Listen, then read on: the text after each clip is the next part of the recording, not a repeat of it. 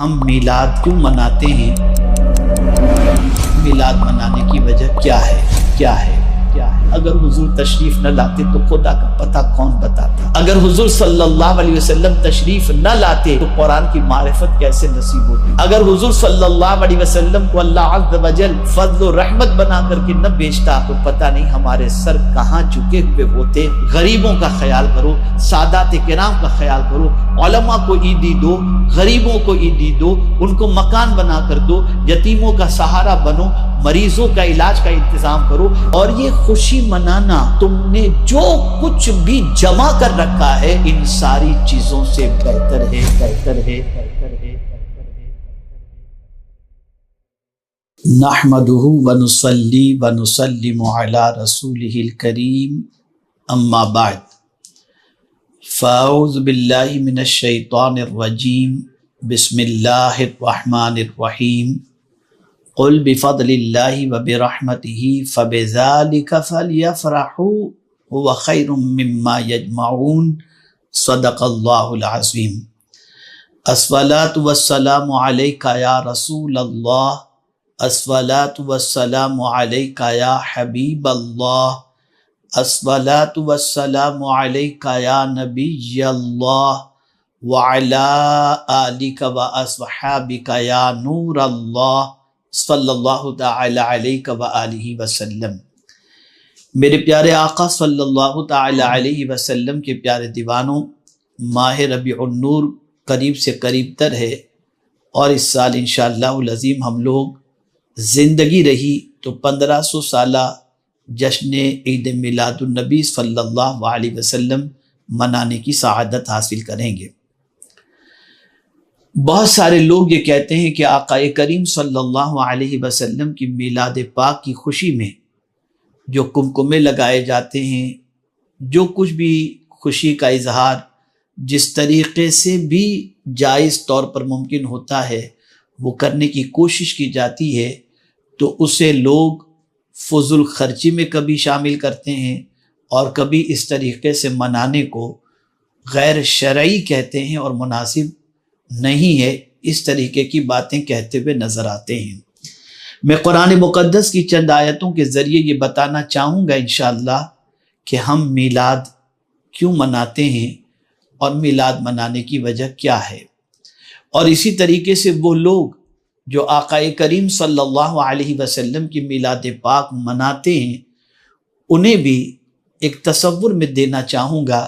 کہ انٹرنل ان کی فیلنگ کیا ہونی چاہیے اور خوشی کا مقصد کیا ہونا چاہیے،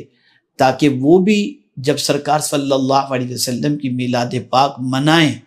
تو اس تصور کے ساتھ منانے کی کوشش کریں کہ اللہ عز و جل نے ہمیں قرآن مقدس میں کیا حکم عطا فرمایا ہے۔ میں نے جس آیہ کریمہ کی تلاوت کا شرف حاصل کیا اس میں رب قدیر جل جلالہ آقا کریم صلی اللہ علیہ وسلم سے ارشاد فرماتا ہے، قل، تم فرماؤ، بفضل اللہ وبرحمتہ فبذلک فلیفرحوا هو خیر مما یجمعون، اللہ ہی کے فضل اور اسی کی رحمت اور اسی پر چاہیے کہ خوشی کریں، وہ ان کے سب دھن دولت سے بہتر ہے۔ یعنی دو چیزوں کے عوض کے اندر خوشی منانے کا حکم ہے، ایک فضل اور رحمت،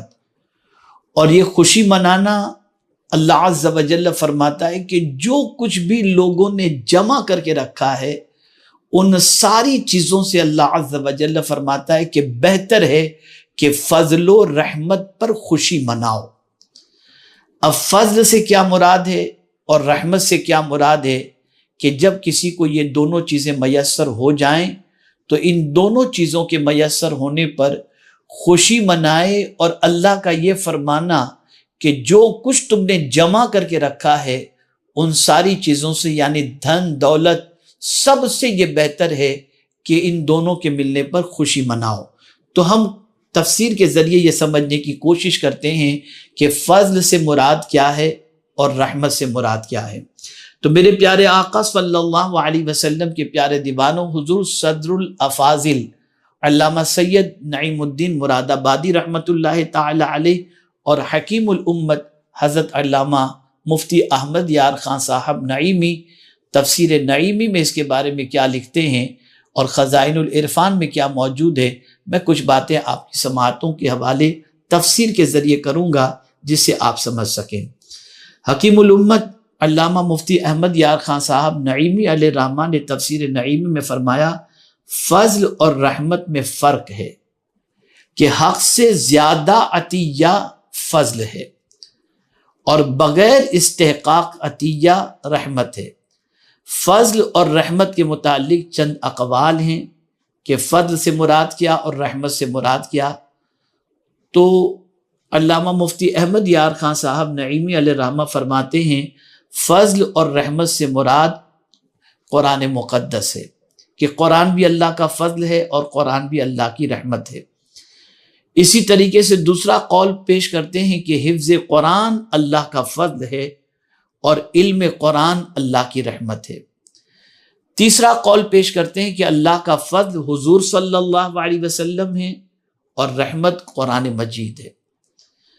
چوتھا قول پیش کرتے ہیں کہ اللہ کا فضل قرآن مجید ہے اور رحمت حضور صلی اللہ علیہ وسلم کی ذات بابرکت ہے۔ پانچواں قول یہ پیش کرتے ہیں کہ حضور صلی اللہ علیہ وسلم کو اور قرآن مجید کے نزول کو دیکھ کر ایمان لانا یہ اللہ عز و جل کا فضل ہے۔ اب اس کا لب لباب پیش کرتے ہوئے فرماتے ہیں کہ اے محبوب صلی اللہ علیہ وسلم، لوگوں کو یہ خوشخبری دے دیں کہ انہیں یہ حکم دے دیا جائے کہ اللہ کے فضل اور اس کی رحمت کے ملنے پر خوب خوشیاں مناؤ۔ عمومی خوشی تو ہر وقت مناؤ، خصوصی خوشی ان تاریخوں میں جن میں یہ نعمت آئی، یعنی رمضان المبارک میں خصوصاً شب قدر، کہ اس رات کو خوشی منانے کی وجہ یہ ہے کہ اللہ تعالیٰ نے قرآن مقدس کو اس رات میں نازل فرمایا اور فرمایا لیلۃ القدر خیر من الف شہر۔ تو قرآن جس رات میں تمہیں نصیب ہوا اس کے ملنے پر خوشی مناؤ کہ یہ رات اللہ کی بندگی میں گزار کر اس رات کی قدر کرو کہ اللہ تعالیٰ نے اس رات میں تمہیں قرآن مقدس جو اللہ کا فضل ہے تمہیں عطا فرمایا۔ اور اسی طریقے سے 12ویں شریف کو خوشی مناؤ کہ یہ دن اللہ عز و جل نے رسول رحمت صلی اللہ علیہ وسلم کو اس فرش گیتی پر بھیج کر ہدایت کا راستہ دکھانے والا پیغمبر رحمت صلی اللہ علیہ وسلم اور اپنے محبوب کو بھیجا، جس کی وجہ سے اس دن بھی خوشی مناؤ۔ یہ فضل و رحمت یا ان کی خوشی منانا تمہارے دنیاوی جمع کیے ہوئے مال و متاع، روپیہ، مکان، جائیداد، جانور، کھیتی باڑی، بلکہ اولاد وغیرہ سے بھی بہتر ہے کہ اس خوشی کا نفع شخصی نہیں بلکہ قومی ہے۔ یعنی یہ دو چیزیں جو تمہیں نصیب ہوئیں، قرآن اور رسول رحمت صلی اللہ علیہ وسلم، تو یہ دونوں چیزیں صرف تمہیں فائدہ نہیں پہنچا رہی بلکہ یہ دونوں چیزوں کا فائدہ پوری قوم کو، پورے انسانوں کو اللہ عز و جل نے عطا فرمایا کہ حضور صلی اللہ علیہ وسلم کی ذات اس اعتبار سے رحمت ہے کہ صرف مومنوں کے لیے رحمت نہیں بلکہ اللہ عز و جل نے فرمایا وَمَا أَرْسَلْنَاكَ إِلَّا رَحْمَةً لِلْعَالَمِينَ، سارے عالم کے لیے رسول رحمت صلی اللہ علیہ وسلم رحمت بن کر کے تشریف لائے۔ اور قرآن مقدس بھی سارے انسانوں کے لیے فائدہ پہنچانے والا ہے کہ ہدی للناس، اللہ نے اس قرآن کی صفت کو بیان فرمایا۔ تو میرے پیارے آقا صلی اللہ علیہ وسلم کے پیارے دیوانوں، اسی طریقے سے یہ دونوں چیزیں، قرآن صرف دنیا میں فائدہ نہیں پہنچائے گا اور رسول اعظم صلی اللہ علیہ وسلم صرف دنیا میں فائدہ نہیں پہنچائیں گے بلکہ قرآن بھی دنیا میں فائدہ پہنچائے گا اور آخرت میں بھی فائدہ پہنچائے گا، اور حضور صلی اللہ علیہ وسلم بھی دنیا اور آخرت دونوں میں ہمیں فائدہ پہنچائیں گے۔ اس لیے کہ آپ دیکھیں کہ قرآن مقدس قیامت کے دن اپنے پڑھنے والوں کی شفاعت کرے گا اور رسول رحمت صلی اللہ علیہ وسلم اپنی گنہگار امت کی شفاعت فرمائیں گے۔ سبحان اللہ، کتنی عظیم نعمت اللہ عز و جل نے قرآن کی شکل میں اور رحمت عالم صلی اللہ علیہ وسلم کی شکل میں ہمیں عطا فرمائی۔ ایک بیٹا پیدا ہو جس کے گھر، تو بیٹے کے ملنے پر آدمی اس لیے خوشی مناتا ہے کہ یہ بڑھاپے کا سہارا ہوگا، لیکن یہی بیٹا آخرت میں ہمیں کام آئے گا، ضروری نہیں ہے یوم لا ینفع مال ولا بنون الا من اتی اللہ بقلب سلیم، لیکن مصطفیٰ جان رحمت صلی اللہ علیہ وسلم کی ذات ایسی ذات ہے جو ہمیں دنیا میں بھی کام آئے گی اور آخرت میں بھی کام آئے گی۔ کیا ایسی ذات کے ملنے پر ہمیں خوشی نہیں منانا چاہیے؟